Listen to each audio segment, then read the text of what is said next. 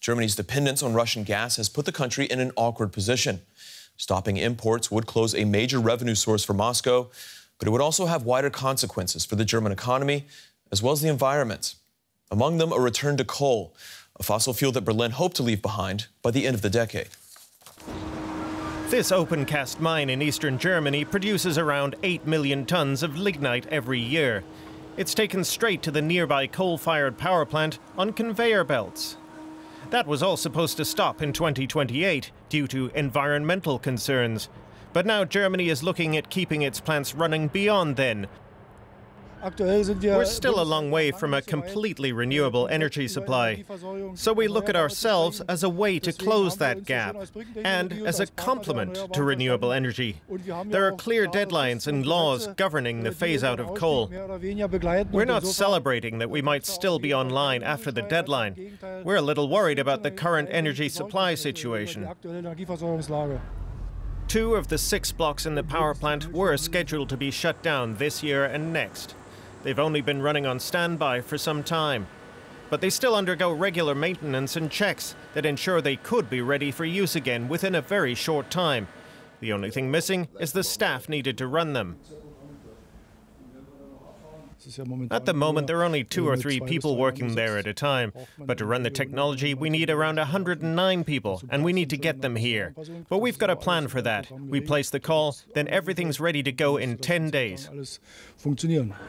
So far, though, it's not clear if and when the flow of Russian natural gas will be stopped in Germany and Europe, and whether coal-fired power plants will be restarted. The environmentalist Green Party is one of Germany's coalition partners, and so far it hasn't been ready to give up its ambitious plan to phase out coal by 2030. Veronica Grimm is an economist and member of Germany's Leopoldina. That's a scientific academy whose analyses are often consulted by policymakers in Berlin. I asked her if Germany could handle a sudden stop of gas imports from Russia. I think the issue could be managed, but it is, of course, a severe burden also for the German economy. There are now various studies that have looked at the scenario of a supply stop of Russian gas. Some of those analyses deal with the security of supply, of energy supply, and others with the economic impact of a supply stop of Russian gas. And the bottom line is that it is feasible without getting coal in the households, but it would have significant economic consequences, and in the short term there might be high financial burden on individual energy suppliers that can lead to cascading effects. So preparations must be made in order to support critical utilities and especially to prepare the next winter without Russian gas. Okay, so high economic costs, financial costs, and then also environmental costs. Many would say that they're opposed to coal being used in the short term. Is that something that has to be taken into account as well? Yeah. If a supply stop of Russian gas would come, we would get through the next winter without gas, but without Russian gas, but it would be very challenging. So a scenario for the coming winter must be prepared today. We would have to procure gas on the world market in cooperation with partners worldwide. The gas volumes should be sufficient to secure supply where gas cannot be substituted. But for example, in electricity generation, we would have to substitute gas-fired power plants by coal-fired power plants that could be used more extensively on a transitional basis to save gas wherever possible.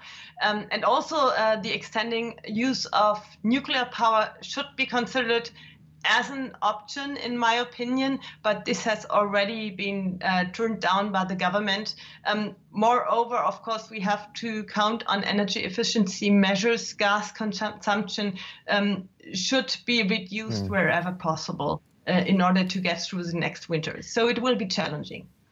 Okay, so coal as a substitute for electricity generation. There are, however, industries in Germany and throughout Europe that rely on gas for their processes. I'm thinking of the chemical industry, for example.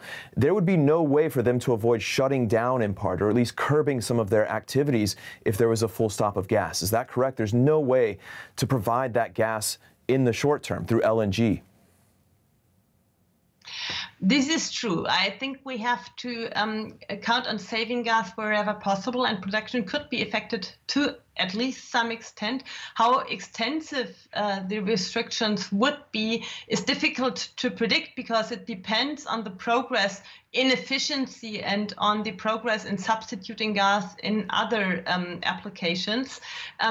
Even the high energy prices that we have observed now for a while and that will remain for a while pose challenges to the energy intensive companies. We are already seeing that production is being cut back in some cases. And of course, this will continue independently of a delivery stop of Russian gas.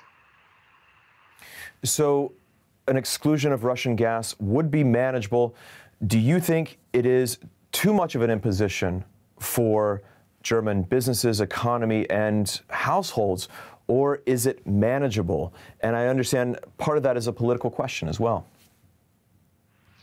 Yeah, this is certainly a political question. I think political security in Europe should guide this decision. It could be that it is necessary from a security policy point of view. And what economics can do is to assess the possible effects and propose measures in order to impede very detrimental cascades that could occur at the beginning of a gas stop.